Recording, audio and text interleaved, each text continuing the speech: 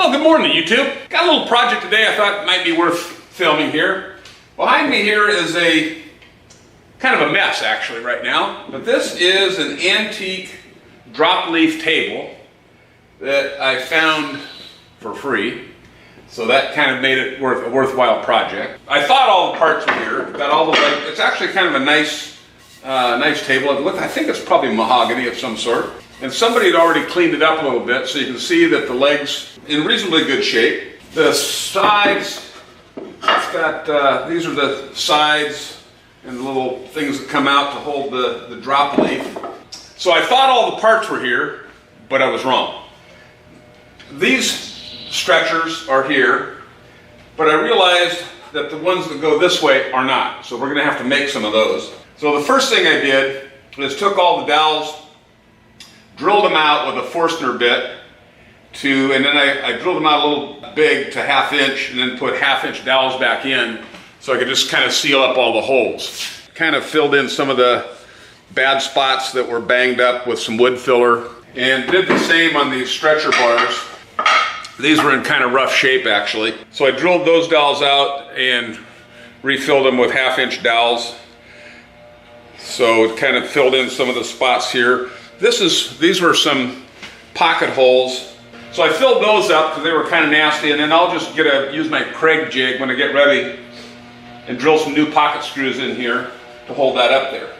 The next thing we've got to do, we need 2 stretcher bars here, and they're about 16.5, 17 inches. And I happen to have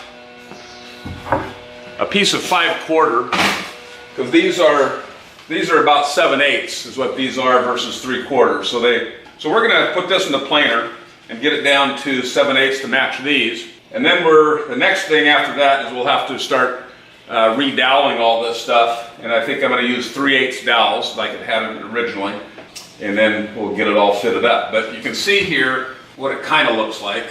That goes like that on that side, and then this bar here across this side is one that I don't have right now. So that's gonna kind of look like that. And this is the piece we've got to fabricate, fit in here, and dowel it and all that stuff. So let's get started. Okay, I've got my DeWalt planer here. I'm using this one rather than my big Delta Rockwell over there. Just a little handier actually. I'm just using one little teeny piece here. This thing right now is about 1.8 inches. So we're gonna run it through a little bit, a couple passes, get it down to about 7/8. Now I have this hooked up to a vacuum, a little dust devil here, kind of help with the shavings. This thing makes a lot of shavings, you might guess. So we'll turn on the vacuum.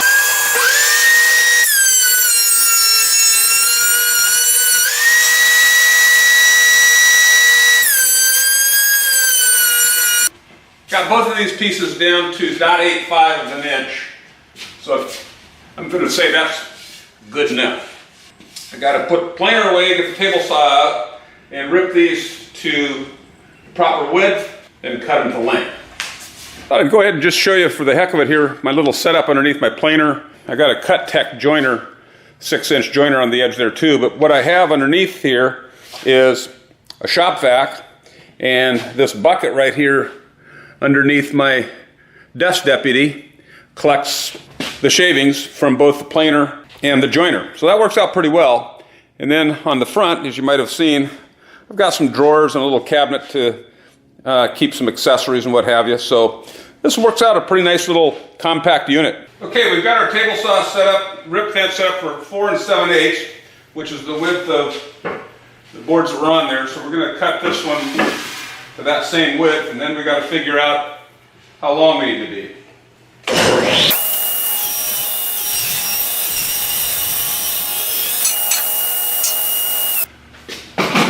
So now I've got to measure the distance between here, and that's where we'll cut those other stretchers to that length. Got these all squared up. That's what this thing's going to look like when I'm done. I've got to wait for some of this wood filler to cure a little better, and then we'll sand those off and make sure these are all nice and square. And then I can start drilling these. Okay, the way I'm going to do this, the centers of these dowels from the top of the board is, the center is 3/4 in, 3 inches in, and 4 inches in. Okay, I've got my dowlet jig and I'm just using the 3/8 hole. The way I'm lining this up, I'm going to put the bit in like that, and I can drop it down right smack on that line that I put on there earlier to get the point, this brad point bit on there just where I need it. Tighten it up. And then go ahead and drill it.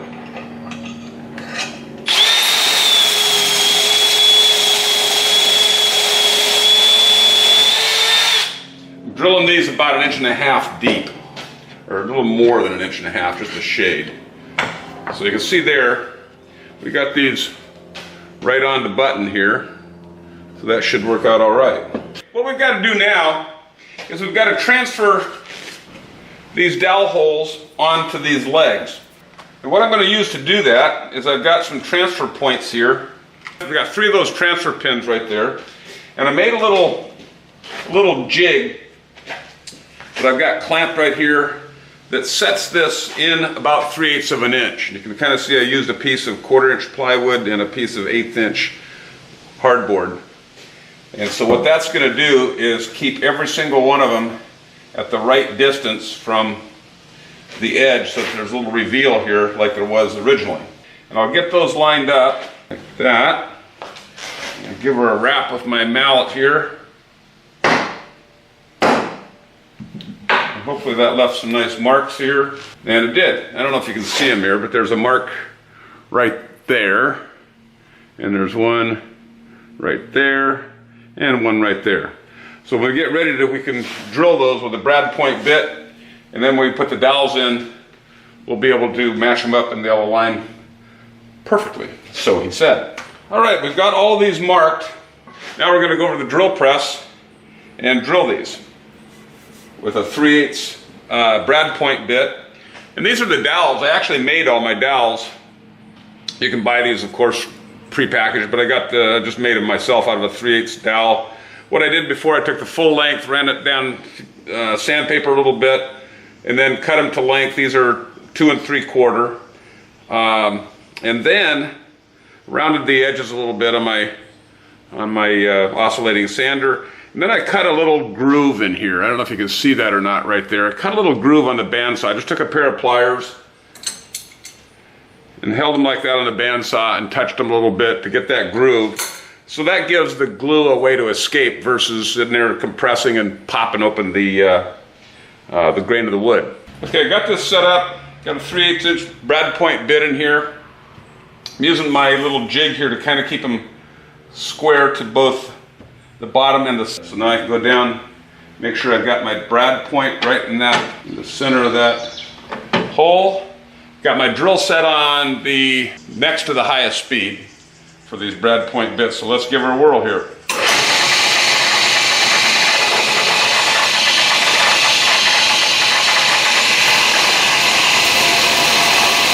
I've got the depth stop set to what I believe is right about 1 1/4 or 1 1/2. We're going to do 1 and we're going to check it.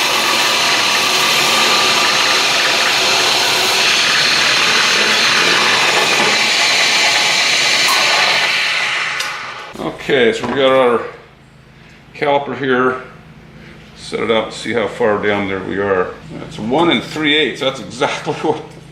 That's almost too good to be true. I think I'm going to go just a touch deeper to 1 1/2. That should get us to 1 1/2, I think. Perfect. Okay, we're ready to do the rest of them.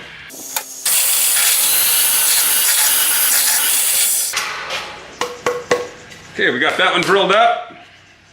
Now we got to do this 3 more times. Okay, we've got all these legs drilled up, dowel holes. You can see we're a little bit off from where the dowels were, because when I plugged those, I then nipped off just a little bit to square all these tops up. So that's why those are off just a touch, but that'll be fine. Take our air gun, blow these holes. We got all the shavings out of there.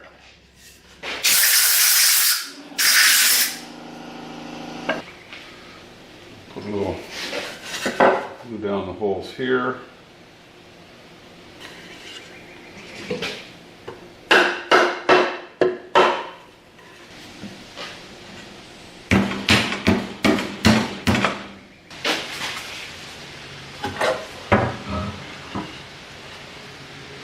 Okay, I had a little bit of an issue because of these legs being rounded right here on the corners, that I couldn't get a good square squeeze with the clamp. So what I did is I cut a little piece to wedge in here so that they didn't pinch in.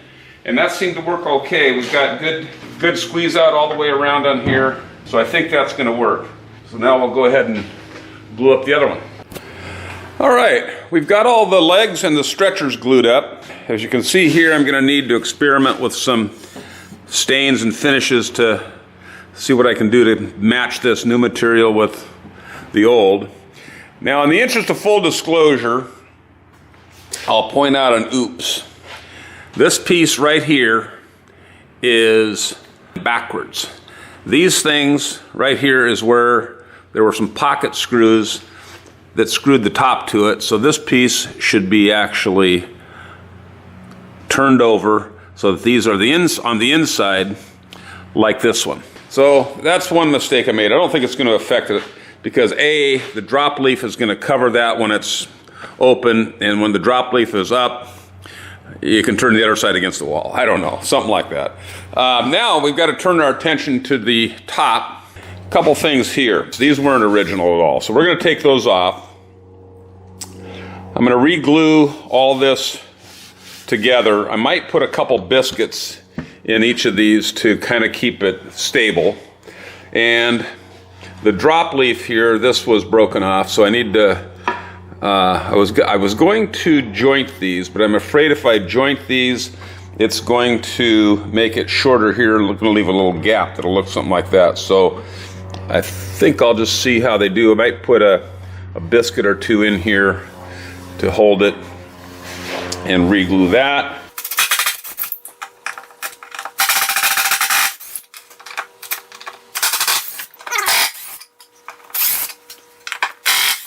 Okay, got that. Now let's see how bad. See, that's loose, that's loose. I think what I'm going to do is put a couple biscuits in each of these.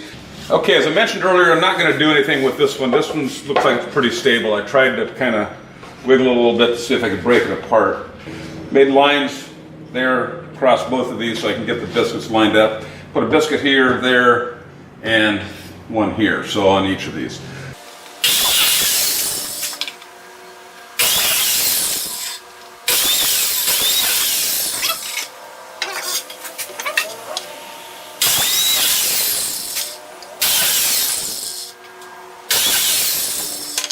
Got our biscuit slots cut. Now we're ready to start putting things together here. Okay, this looks a little bit like a Franken-Clamp concoction here, but I'm trying to get this as flat as I can. We're gonna let this set up, and then we'll get to work on that other drop leaf and repair that. This is the drop leaf that was broken, or delaminated, I should say. Put a couple of biscuits in there, so we'll put a little glue on there. And I took a piece of scrap and traced it around there so when I put the clamp on it, I can get a nice square pull across this. So that should work out pretty well.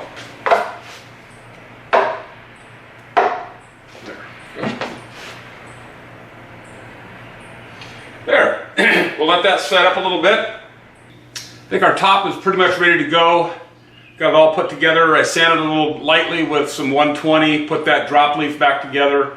Didn't want to sand it a whole lot because I want to keep some of the patina on it. Now, I've got to turn my attention to here, and I've got to get these cleaned up a little bit where I had glue squeeze out and what have you that I didn't get. And for that job, I'm going to use this little tool here. This is my oscillating tool, Milwaukee. This is a 12 volt, and I've got a little 120 grit sandpaper pad on here now, and this thing works awesome to get into these corners and get some of that gunk out there that you can't get with with one of these. So let's do this a little bit.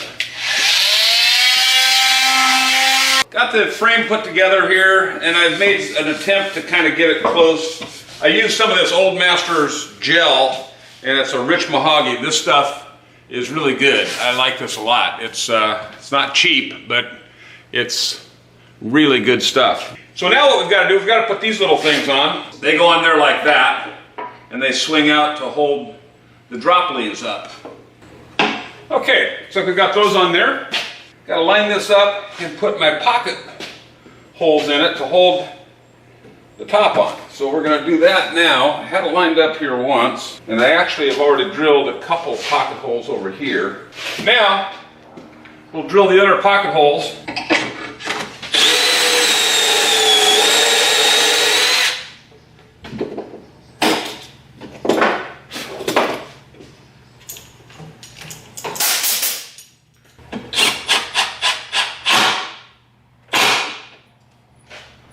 There we go. Okay, we've got all of our pocket holes in here. There's our little table with the drop leaves up. Actually, it turned out pretty well. I need to do a little sanding here, and then we got to start seeing what we can do to match it up with the right stain. Okay, I think we did a pretty good job here in matching this stain. As I'd mentioned earlier, we'd used this Old Masters gel stain. This is rich mahogany. It turned out pretty nice, I think. You'll see down here, I was able to match this pine actually pretty darn well. A couple little spots that I might need to put a little bit more on. But overall, this turned out pretty nice, I think. So what I'm going to do next is I'm going to put a couple coats of satin polyurethane, oil-based polyurethane. I'm going to thin it down just a shade so it'll dry a little bit faster and probably soak in a little bit better. Well, I think we're going to call this a wrap. I've got a coat of satin polyurethane on, oil-based polyurethane, and that's looking pretty good. I might let it dry another few hours, put another coat on it. I think this turned out all right. And I was kind of surprised, quite frankly, when I got this and picked up the pieces. I thought, this is going to be a little bit of a project. Hopefully it doesn't wind up being firewood. But yeah, it turned out all right. Kind of gives you an indication of what you can do with some of this older furniture, recycle it, and not sure what I'm going to do with it now. But anyway, hope you guys enjoyed the video. Stay tuned, come back to the channel. Don't forget to hit the subscribe button, and we'll see you next time.